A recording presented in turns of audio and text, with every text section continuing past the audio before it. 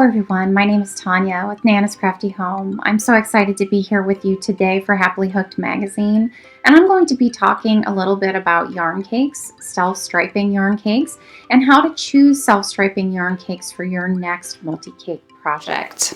Hey friends, real quick, if you want to learn how to get these amazing ergonomic hooks in this super cute yarn bag, make sure you check out the link in the description below. I love self-striping cakes. I use them a lot. I have a particular fondness for the Lion Brand mandala, but I also use the Karen cakes a lot. But I really do enjoy working with self-striping yarns. One of the tricks that I've learned, especially for projects that utilize more than one cake, and you can see here I have this pattern of mine that uses 2 cakes of Lion Brand Mandala Baby, and I don't like to weave in ends if I can help it, but I also like the colors to flow throughout my project. So I'm not a big fan of cutting, and that kind of defeats the purpose of a self-striping cake. I will do that, however, in order to get the best look for my project. So I've learned a few tricks about picking my cakes to begin with so I can eliminate at least a couple more ends and make the project a little less of a headache for myself. So I have these 2 cakes of Lion Brand Mandala in a Sphinx colorway. So this is the same colorway.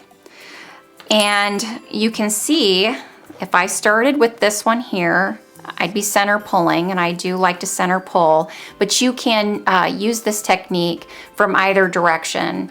Just apply it to the ends that you work. So I would be beginning mine with this grayish color and then moving out towards the end of the cake here, ending in this dark brown color.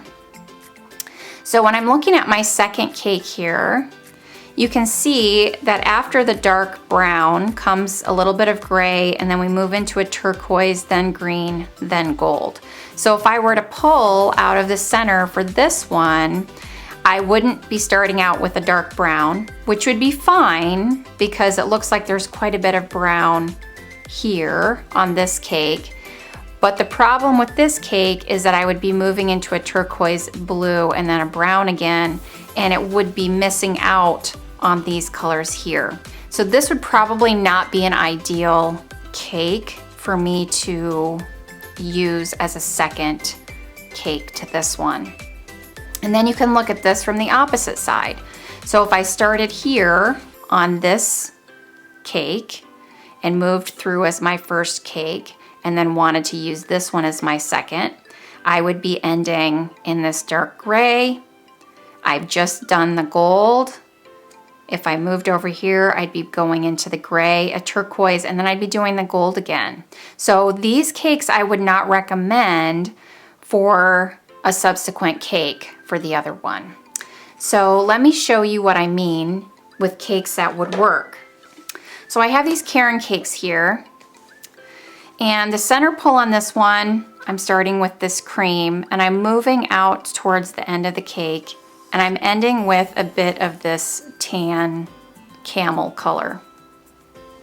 I look at the second cake and I see that I would be center pulling with that camel color. So there'd be some of the camel on this cake, which I would be starting out right after the camel here. And I would be moving through the colors the same as I had been from this first cake. So this would be a great 1-2 cake to use for a multi-cake project. Now, since I'm going to be doing this type of thing at the store usually, when I would get home, I would want to go ahead and mark these 1 and 2, so that way I know these cakes go together. And then, because I would want to keep that together for this project, if I'm not going to work on the project right away, I would put them in a package by themselves. These large Ziplocs work great.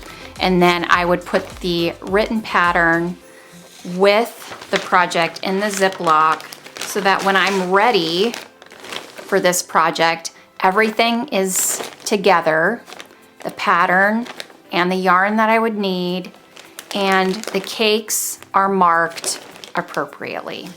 You can take it to any cakes that you want. And again, looking at this one, you can see this one would be perfect because if I started with this one and pulled out towards the end here, I'd be ending with this bright pink color.